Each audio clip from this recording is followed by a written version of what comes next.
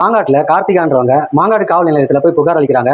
அந்த புகாரில் அவங்க என்ன சொல்லியிருக்காங்கன்னா, கடந்த ஜூன் மாதம் ஒரு வாட்ஸ்அப்பில் அவங்களுக்கு ஒரு மெசேஜ் வருது. அந்த லிங்கை டச் பண்ணுறாங்க.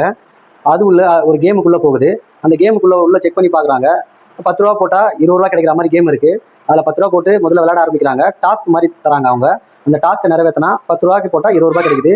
20 ரூபா போட்டால் 40 ரூபா கிடைக்குது. இந்த மாதிரி 10 ரூபா 20 ரூபா 30 ரூபான்னு சொல்லிட்டு 1 லட்ச ரூபா வரலாம் அவங்க விளையாட ஆரம்பிக்கிறாங்க. 50,000 போடுறாங்க. அதுக்கப்புறம் 50,000 கிடைக்குது. 1 லட்ச ரூபா போடுறாங்க. அதுலேயும் ஒரு 1 லட்ச ரூபா போட்டு 2 லட்சமா கிடைக்குது. அப்படியே கிடைச்சிட்டே இருக்கிறப்ப இந்த மாதிரி தொடர்ந்து விளையாட்டே இருக்காங்க. மொத்தம் வந்து 10 லட்ச ரூபா ஜெயிச்சிருக்காங்க. ஜெயிச்சுட்டு அதுக்கப்புறம் மறுபடியும் தொடர்ந்து விளையாடுறாங்க. அந்த 10 லட்ச ரூபா சேர்த்து இவங்க காசு 4 லட்ச ரூபா சேர்த்து 14 லட்சம் அதில் விட்டுருக்காங்க. மொத்தம் 4,60,800 ரூபாய் அவங்க காசு அதில் போயிருக்கு.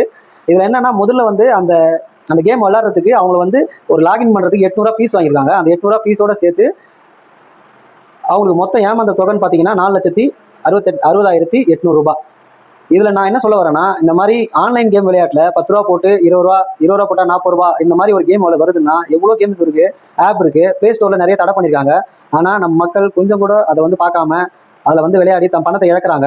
நீங்கள் கொஞ்சம் உஷாராக இருங்க. எப்பவுமே இந்த மாதிரி கேமில் நமக்கு காசு வராது. நீங்கள் 300 ரூபா போட்டு விளாட்லாம் முதல்ல, இல்லை 500 ரூபா மட்டும் போட்டு விளாட்லாம்னு நினச்சா கூட உங்களை வந்து ஆசை காட்டி மேலும் மேலும் அதிகமான பணத்தை நீங்கள் வந்து அவங்களுக்கு கொடுக்குற மாதிரி ஆக்கி விட்டுருவாங்க. அப்புறம் உங்களை மன உளைச்சலாக்கி நீங்கள் வந்து ஸ்டேஷனில் கம்ப்ளைண்ட் கொடுத்து தற்கொலைக்கு கூட முயற்சி பண்ணுற அளவுக்கு மன உளைச்சலாக்குவாங்க. அதனால மக்களே நீங்கள் வந்து உஷாரா இருங்க. இதில் நிறைய ஃப்ராடு கம்பெனி இருக்கு.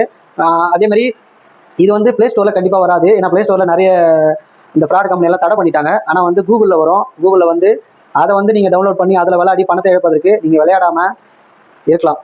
அதுதான் நல்லது. தேங்க்யூ.